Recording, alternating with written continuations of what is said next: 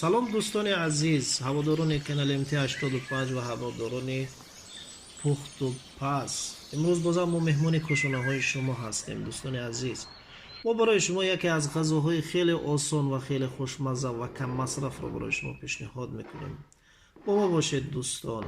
برای ما لازم است برای این غذا رو آماده کردن کمی برگ پیاز و کمی زنبروغ همینطور خرد میکنیم و کمی چسناک، چند دانه چسناک. شروع میکنیم با پختن غذا. 50 گرم روغن، باید روغن رو کمی جوش میکنیم و در اول چسناک میباید تا که لذت چسناک در روغن براید. و دوم میآید زنبروغ رو هم کمی تفت میکنیم، کمی سرخ میکنیم تا که لذت زنبروغ بیاید.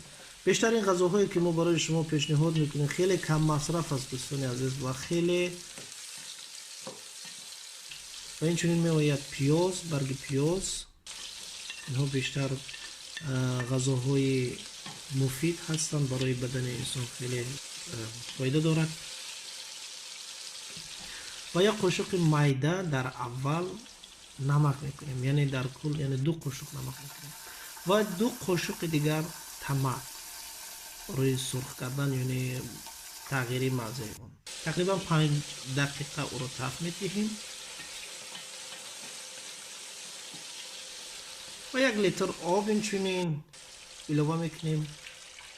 اینها رو میگذاریم یا تقریبا کمی جوش شد، یعنی بیشتر از 5 دقیقه جوش شد تا که لذت اون غذاها براید.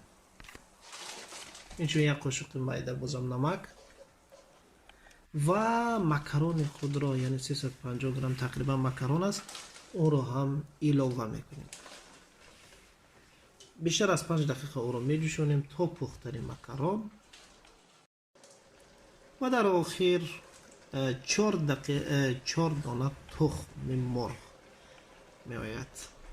یعنی اینها را 4 دانه تخم را بعد از زدن یعنی میگذاریم مدت تا سخت شدن تخم.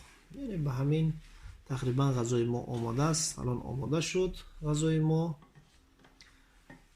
دوستان عزیز، کسانی که در کانال ما آبونه نشدید لطفا آبونه شوید و این اگر ویدیو به شما پسند آمده باشد لایک را دریغ ندارید و این لایک شما برای پیشروی کار ما خیلی کمک میکند.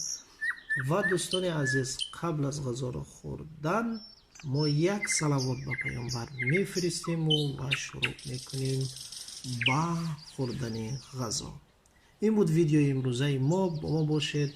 در ویدیوهای آینده بازم توصیه میکنیم که غذاهای خیلی خوشمزه و خیلی آسان رو برای شما پیشنهاد کنیم عزیزان.